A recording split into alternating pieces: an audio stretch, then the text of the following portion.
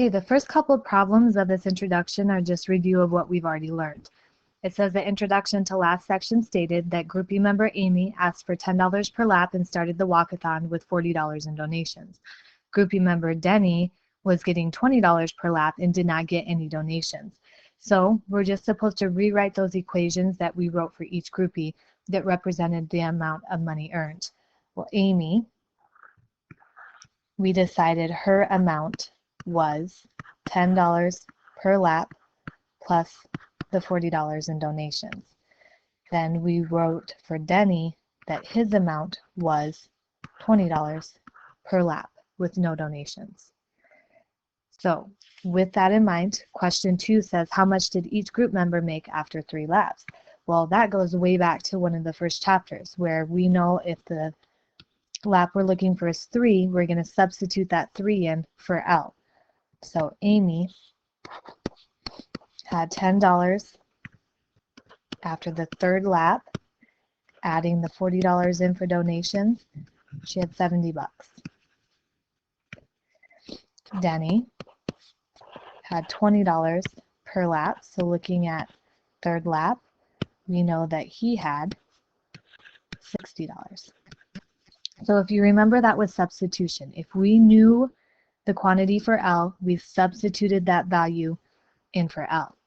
Okay, so keep that in mind, because using the concept of the substitution, we're supposed to solve the system of linear equations, which means that instead of graphing, we're going to again try to figure out which lap they have the same amount of money.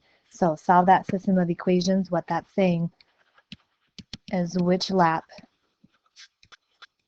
do they have the same amount of money. So showing you another way of solving a system of equations, because we understood that graphing is pretty quick and simple if we're good at using calculators, but this might be a little quicker in some situations. Okay, so we understand that if we know the value of something, we can take that value and substitute it in. Well, let's look at the equations that we have. We have the amount is 10L plus 40. We also know that the amount is 20L. So look at this. We can actually use substitution because do we know what A equals? Here it says that A equals 20L. So that is telling us that we are going to take that 20L and we're going to substitute it in for A. So we're going to drop the A and we're going to say that 20L equals 10L plus 40. And look at that, we're down to one variable. If we go ahead and combine like terms, we end up with $10 per lap equals 40. If we keep going and we try to solve for L, we know that the lap equals 4. So using that substitution, understanding that this second equation is actually saying, well, we know what the amount is. The amount is 20L. This is a little bit different because usually we know a numerical value. We plug that numerical value in to actually get a numerical value for an answer. Here, we can't solve an equation if it has 2 variables, but we can surely substitute in so we have one variable. And we know that that's equal because that second equation told us that the amount is equal to 20L. I'm not quite done though, because I know that this means that lap 4, we have the same amount of money. But I need to keep going to figure out how much money that is.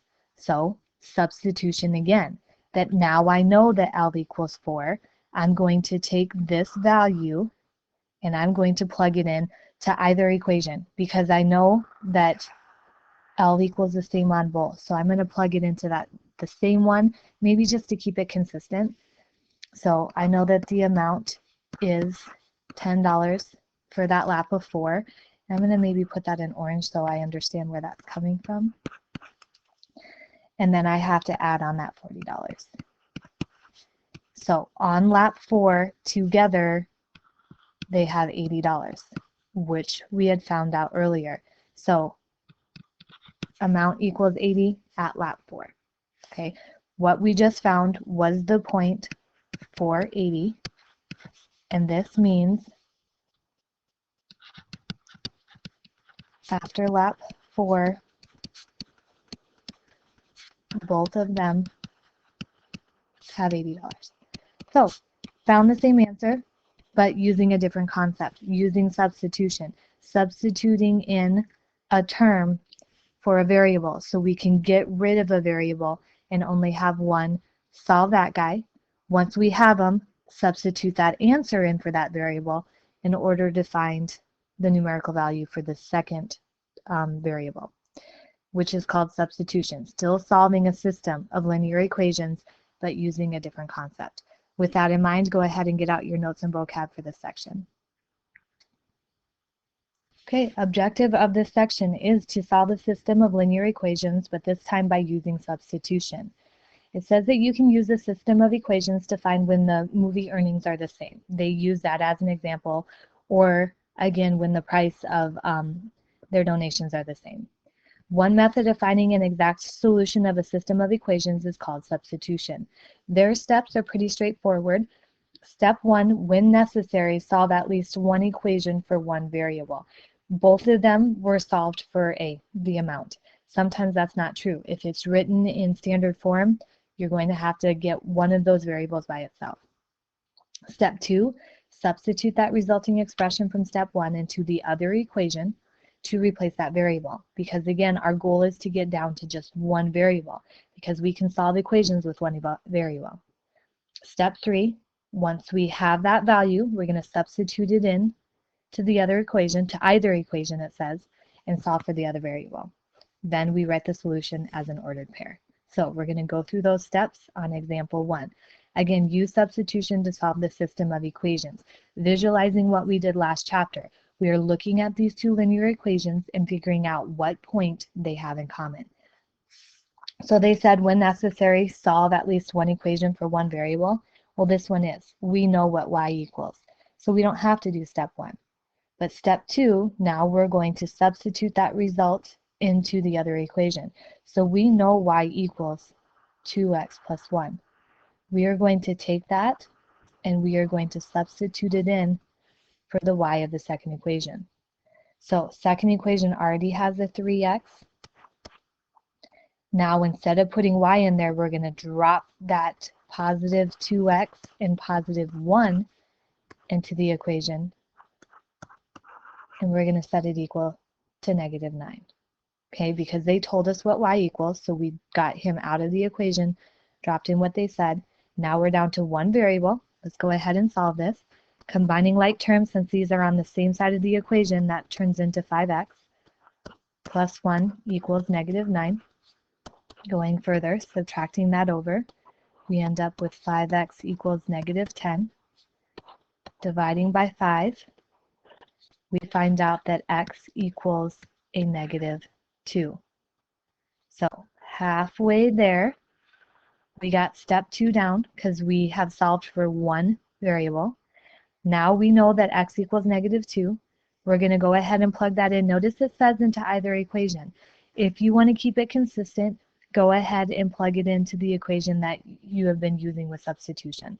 So I'm going to use that second equation. I know that x equals negative 2. I'm going to take this negative 2, and I don't know if this gets too messy for you, but again, if you need to visualize of what we know what x is. So I'm going to write that as 3 times negative 2 plus y is going to give me negative 9. Negative 6 plus y equals negative 9. I have to add that 6 over in order to get y by itself. So y equals a negative 3. Okay, final answer though, it does say write the solution as an ordered pair. So again, what that's saying is what point do they share? The point that they share together is the point negative 2, negative 3. And that then is my final answer. If you need to check that solution, you can plug that negative 2 and negative 3 in and make sure that it works on each side. Okay. All right, try that with guided practice 1A and 1B. Again, go through those steps. If you need to kind of visualize with the arrows, go for it. Otherwise, again, final answer is going to be the point that they share.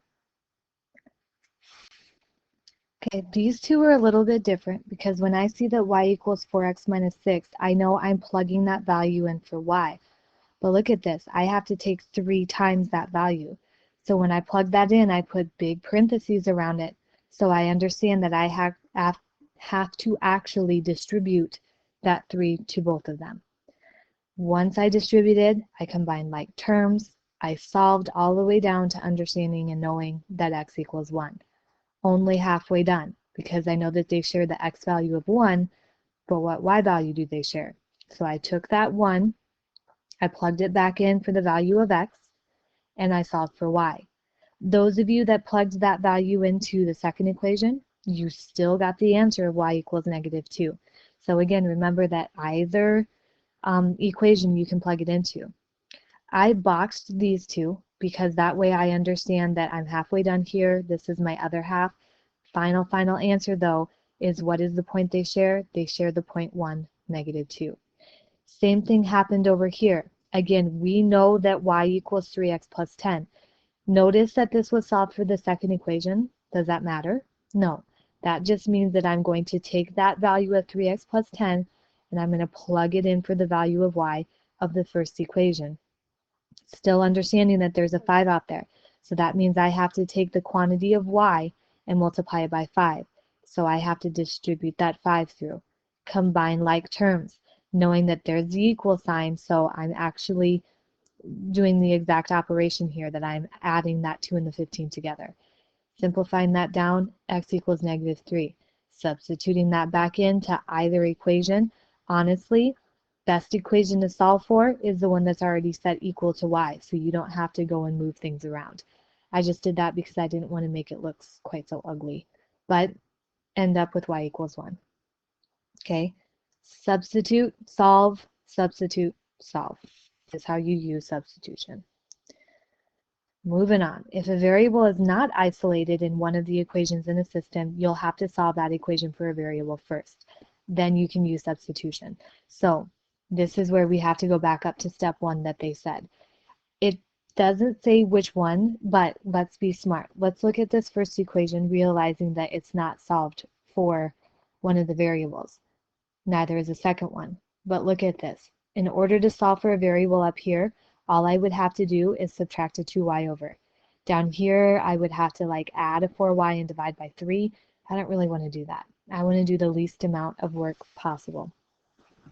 That's not lazy, but I just realized down here I'm going to be dealing with fractions and I don't want to do that. So I'm going to go ahead and subtract a 2y from both sides of this equation. One question, all of these up here had been solved for y, so does that matter that now I'm solving for x? No, because step 1 says get one variable by itself. It doesn't say y. We're used to that, but it doesn't say y. So I'm going to rewrite this as x equals -2y plus 6, just because I like a variable first instead of a constant. Now I have it solved. Now I can go to step 2. Again, I know the value of x, so I'm going to take that value and I'm going to substitute it into the second equation, realizing that I have to take 3 times that value. So 3 times the value of -2y plus 6 minus 4y. And then I just go through all of the steps that have been drilled in our brain. Distribute first, combine like terms. -6y minus 4y is -10y plus 18. Add or subtract. And then multiply or divide. So I know that y equals -1. I'm going to put a box around that so I know half of my problem is done. Then I have to figure out what to do with that. Well, watch what I do here. Again, I have y solved for, and I have to go and find what x is solved for. So I'm going to go to the equation that I rewrote here, and that's where I'm going to substitute this in. So I'm going to look at this and say, well, I know y is -1, so I'm going to plug that in right there. That way I don't have to do any solving. I'm just going to do a couple operations and I'll have my answer. So I know that x equals -2. I found out that y is -1 plus 6. X is a +2 plus 6. So I know x equals 8. Solving my system of equations, making sure that I write this correctly because the point they share is x is 8, y is -1. Okay. Substitution. There's about 5 different ways that you can substitute, that you can solve, that you can move your variables around and solve for a certain variable. But in the end, if you do all of the operations correctly and all the steps correctly, you're still going to get the same answer. With that in mind, go ahead and try guided practice 2A and 2B. Okay, slow and steady, making sure that we go through all of the steps correctly. This is what we should get. Just going over this first one, again, realizing that second equation is the best one to solve for y. Add a 3x over. Take that, plug it in to my y value, making sure that I understand I have to distribute that through. End up with the 4, realizing the best place to plug that in. Notice I have 3 different options here, but I'm going to plug it in for the one that's already solved for y because I know that that's what I have to solve for anyway. So getting a 4, -1 as a solution to 2a. Getting a 3, 4 as a solution to 2b. Remember, the reason why we're substituting is that we cannot solve an equation that has 2 variables in it. We have to be able to get it down to 1 variable so we can focus on solving specifically for that one, then substituting that in. Okay, if you remember with our graphs, 90% of the time these were the type of answers that we were going to get. We were going to get that one solution. Sometimes we had parallel lines and we had no solution. That's going to show up if we go through all of these steps and we end up getting rid of the variable and getting something like a 3 equals a -2. That's going to be a no solution. Going back to our balance beam, that balance beam is never going to be balanced. So no solution parallel if we get something like this. A result, which is called an identity, is when that balance beam, again, we get rid of our variables, but we end up with a 3 equals 3, which is always going to be balanced. That's an infinite number of solutions. That's when we graph it and it's actually the same equation. So again, understanding the difference here, always going to be balanced, many, many solutions, never going to be balanced, no solution. So let's go ahead and try that on this example 3. Step 1, making sure that one of the variables is solved for itself. It already is. That's very nice. So we're going to substitute a 2x minus 4 in for the y, knowing that I have to distribute that 3 through.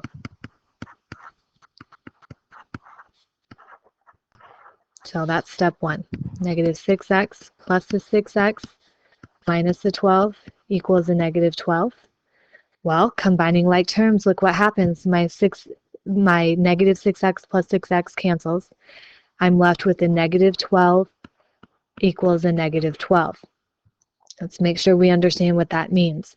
That is an identity where they are both equal, so I can actually stop solving this and understand that I have an infinitely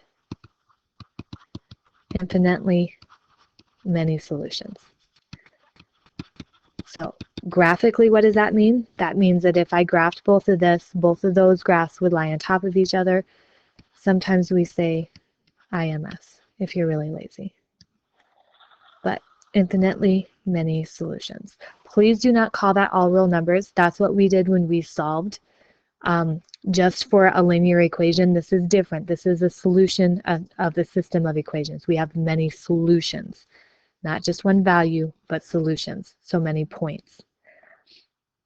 Okay, with that in mind, go ahead and try guided practice 3A and 3B. A couple concepts on these that we need to make sure we understand is that negative, for one. We do have to put a parentheses around what we're substituting in there because that negative has to distribute through. When it does, it makes that 3 positive. Well, 3 is never going to equal 8, so we know 3A is a no solution.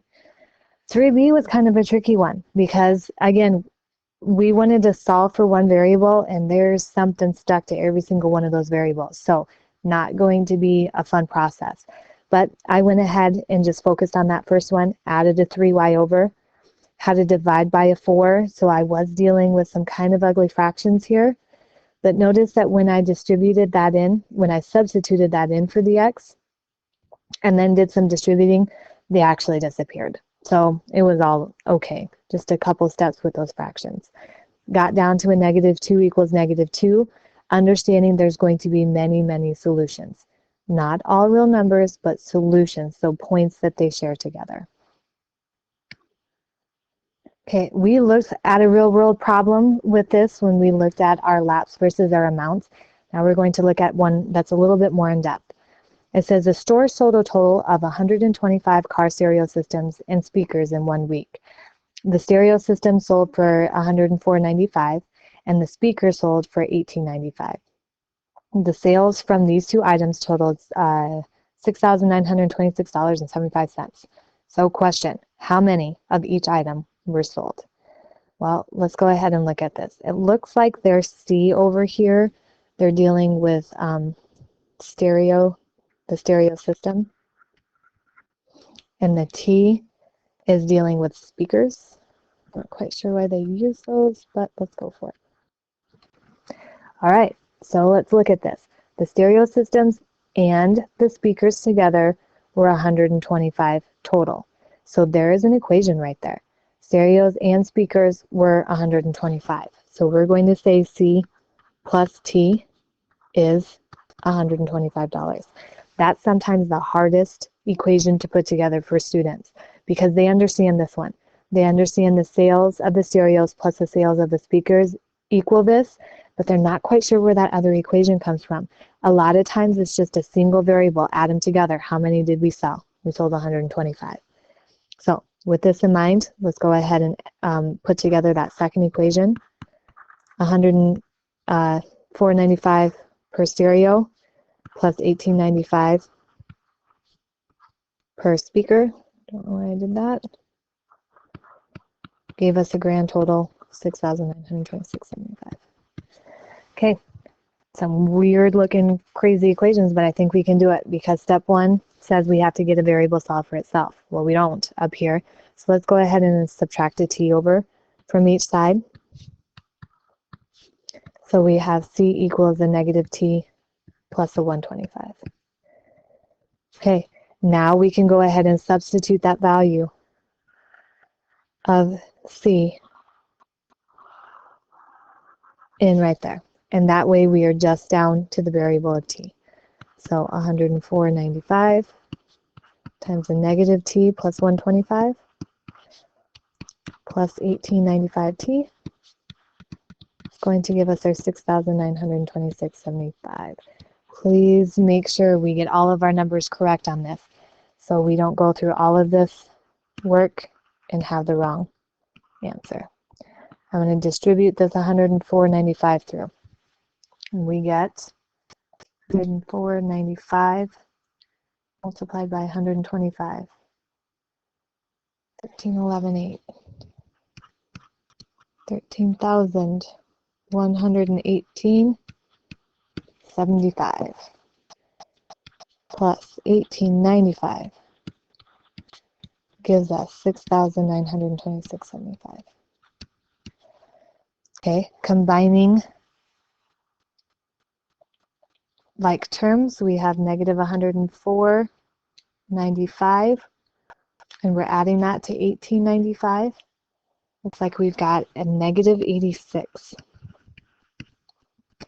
plus 13,118.75 equals 6,926.75. Let's go ahead and subtract that 13,000 over from the 6,000. Don't get scared about the negatives here. So we end up with -6192 equals our -86t. Because look at this, when we divide that -86 over, those negatives do disappear. And we get T equals 72. Some big weird numbers going on right there. But with that in mind, now one extra really nice little step. Remember that we solved that first equation for C already. So let's go ahead and use that equation that we wrote. Plug that T in for our nice little equation.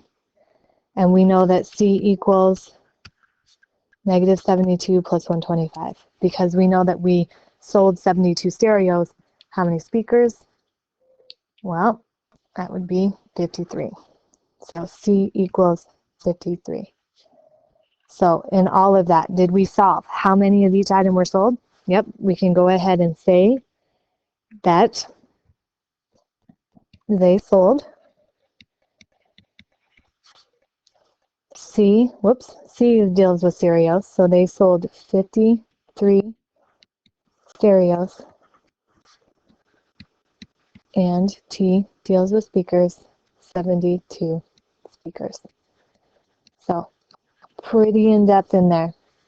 Read the problem, define your variables. Understand that we, in order to solve a system of equations, we have to have two equations. Don't write the easy one and then try to go from there. You can't. You're going to have to go ahead and plug here. Some kids do try. They try to guess and check on here, and they spend 20 minutes on this problem. Please help out with setting up that second equation so we can do some substitution. Sure, we did spend a little bit of time on here, but we did the steps accurately. So with that in mind, go ahead and try guided practice 4. Okay, having to translate their sentences into equations. The Yankees and the Reds together won 32 World Series. So the Y plus the R equals 32. Second equation, the Yankees have won 5.4 times as many as the Reds. So Y equals 5.4 R. Substituting in for the Y, we understand that the Reds had won 5 games. Plugging that back into the second equation, because that's probably the easiest to plug into, we see that the Yankees won 27. Okay, so again, substitution. Substituting in for a variable to eliminate one variable, get down to 1, solve for it, substitute that value into one equation, trying to understand which equation is the easiest and the quickest to get your answer, solve for that second one, then interpret your solution. What does it mean? Story problems, make sure that we understand what our variables mean. So you should now be ready for the assignment for this section.